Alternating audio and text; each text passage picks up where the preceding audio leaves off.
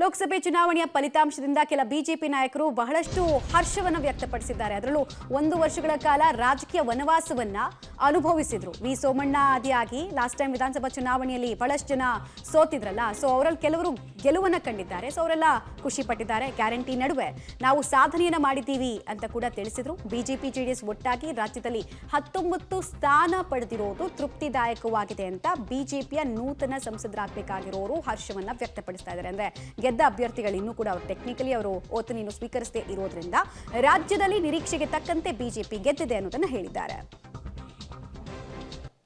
ಕಾರ್ಯಕರ್ತರಿಗೆ ಮತ್ತು ಮತದಾರರಿಗೆ ಎಷ್ಟು ಖುಷಿ ಕೊಟ್ಟಿದೆಯೋ ಅಷ್ಟೇ ಖುಷಿ ನನಗೂ ಆಗಿದೆ. ಸೊ ನಮಗೆಲ್ಲ ಖುಷಿಯಾಗಿದೆ. ರಾಜಕೀಯಕ್ಕೆ ಇದು ಮೊದಲನೇ ಹೆಜ್ಜೆ. ಚೊಚ್ಚಲ ಪ್ರವೇಶದಲ್ಲೇ ಜನರು ನನಗೆ ಬೆಂಬಲಿಸಿದ್ದಾರೆ.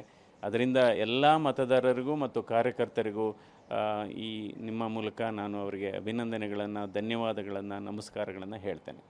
ನಾನು ಲೋಕಸಭೆಗೆ ಭಾಳ ವಿಶೇಷವಾಗಿರುವಂಥ ಸಂದರ್ಭದಲ್ಲಿ ಆಯ್ಕೆ ಆಗಿದ್ದೆ. ಅಂದರೆ ಪ್ರಧಾನಮಂತ್ರಿಗಳು ಮತ್ತು ಪಕ್ಷದ ಹಿರಿಯ ಮುಖಂಡರು ನಿಲ್ಲಬೇಕು ಅನ್ನುವಂಥ ಒಂದು ಏನು ಅವರು ಮಾತನ್ನು ಹೇಳಿದರು, ಅದು ತಕ್ಕಾಗಿ ನಿಂತಿದ್ದೇನೆ. ಮತ್ತು ಅವ್ರ ನಿರೀಕ್ಷೆ ಆ ಕ್ಷೇತ್ರದ ಗೆಲ್ಲೋ ಸಲುವಾಗಿ ಆ ತೀರ್ಮಾನ ಆಗಿದೆ ಅನ್ನೋದು ಇವತ್ತು ಒಂದು ರಿಸಲ್ಟ್ನಿಂದ ಅದು ಗೊತ್ತಾಗಿದೆ.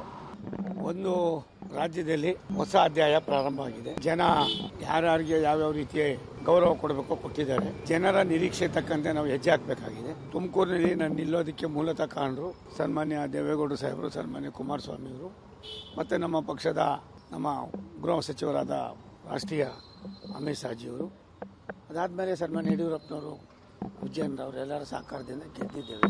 3ನೇ ಬಾರಿಗೆ ದೇಶದಲ್ಲಿ ಮತ್ತು ಕರ್ನಾಟಕ ರಾಜ್ಯದಲ್ಲಿ ಜನ ನರೇಂದ್ರ ಮೋದಿಜಿಯವ್ರನ್ನ ಪ್ರಧಾನಮಂತ್ರಿ ಮಾಡಬೇಕು ಅಂತೇಳಿ ಬಹಳ ದೊಡ್ಡ ಪ್ರಮಾಣದಲ್ಲಿ ಬೆಂಬಲವನ್ನು ವ್ಯಕ್ತ ಮಾಡಿದ್ದಾರೆ. ಕರ್ನಾಟಕದಲ್ಲಿ ಕಾಂಗ್ರೆಸ್ನವರು ಮೋಸದಾಟದಿಂದ 9 ಸೀಟ್ಗಳನ್ನ ಅವ್ರು ಗೆದ್ದರು. ಆ 9 ಗೆದ್ದದ್ದು ಪ್ರಾಮಾಣಿಕತೆಯಿಂದ ಅಲ್ಲ, ಮೋಸದಿಂದ.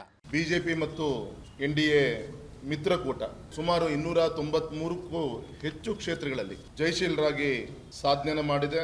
ಸ್ವಾತಂತ್ರ್ಯ ನಂತರ ಕಾಂಗ್ರೆಸ್ಸೇತರ ಒಂದು ಪಕ್ಷ ಸತತವಾಗಿ 3ನೇ ಬಾರಿಗೆ ಸರ್ಕಾರವನ್ನ ರಚನೆ ಮಾಡ್ತಾ ಇರೋದು ನಮ್ಮ NDA ಒಕ್ಕೂಟ. ಇದಕ್ಕೆ ಬೆಂಬಲ ಕೊಟ್ಟಂತ ಸಮಸ್ತ ಮತದಾರ ಬಂಧುಗಳಿಗೆ ಪಕ್ಷದ ಪರವಾಗಿ ಹೃತ್ಪೂರ್ವಕವಾಗಿ ಕೃತಜ್ಞತೆಯನ್ನು ಮೊದಲನೇದಾಗಿ ಸಲ್ಲಿಸ್ತಾ ಇದ್ದೀನಿ. ಎರಡನೇದು, ವಿಶೇಷವಾಗಿ ಕರ್ನಾಟಕದಲ್ಲಿ ನಮ್ಮ ನಿರೀಕ್ಷೆ ತಕ್ಕಂತೆ ಕಾಂಗ್ರೆಸ್ ಹೇಳ್ತಾ ಇತ್ತು 2 ಡಿಜಿಟ್ ಅನ್ನ ದಾಟ್ತೀವಿ.